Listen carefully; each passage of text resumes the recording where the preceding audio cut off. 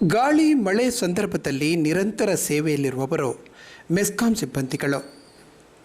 ಉಳ್ಳಾಲದಾದ್ಯಂತ ಗಾಳಿ ಮಳೆಗೆ ವಿದ್ಯುತ್ ವ್ಯತ್ಯಯವಾದಾಗ ದೂರು ಬಂದಲ್ಲಿ ತ್ವರಿತವಾಗಿ ತೆರಳುವ ಸಿಬ್ಬಂದಿ ಕೃತಕ ನೆರೆಯಲ್ಲೂ ತೆರಳಿ ಕರ್ತವ್ಯ ನಿರ್ವಹಿಸಿದ್ದಾರೆ.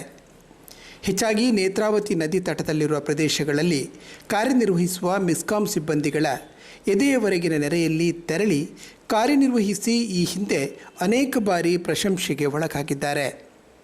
ಇದೇ ರೀತಿ ಮಾಡೂರು ನೀಲಿಪಾಲು ಬಳಿ ಕೃತಕ ನೆರೆಯಲ್ಲಿ ಮೆಸ್ಕಾಂ ಸಿಬ್ಬಂದಿ ಕಾರ್ಯನಿರ್ವಹಿಸುವ ಮೂಲಕ ಪ್ರಶಂಸೆಗೆ ಪಾತ್ರರಾಗಿದ್ದಾರೆ.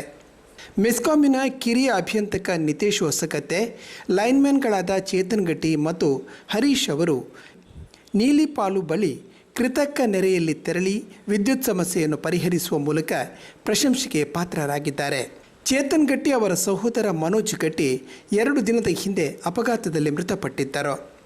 ದುಃಖದ ನಡುವೆಯೂ ಮರುದಿನವೇ ಕರ್ತವ್ಯಕ್ಕೆ ಹಾಜರಾಗುವ ಮೂಲಕ ಕರ್ತವ್ಯ ಪ್ರಜ್ಞೆ ಮೆರೆದ ಚೇತನ್ ಗಟ್ಟಿ ಅವರನ್ನು ಉಳ್ಳಾಲದ ನಾಗರಿಕರು ಅಭಿನಂದಿಸಿದ್ದಾರೆ. ಲೈನ್ಮ್ಯಾನ್ಗಳಿಗೆ ಸದಾ ಪ್ರೋತ್ಸಾಹ ನೀಡುವ ಕಿರಿಯ ಅಭಿಯಂತಕ ನಿತೇಶ್ ಹೊಸಗದ್ದೆ, ಕಾರ್ಯನಿರ್ವಾಹಕ ಅಭಿಯಂತರಾದ ದಯಾನಂದ್ ಅವರ ಮಾರ್ಗದರ್ಶನದಲ್ಲಿ ಇಂತಹ ಕೆಲಸ ಕಾರ್ಯಗಳು ನಡೆಯುತ್ತಿದೆ.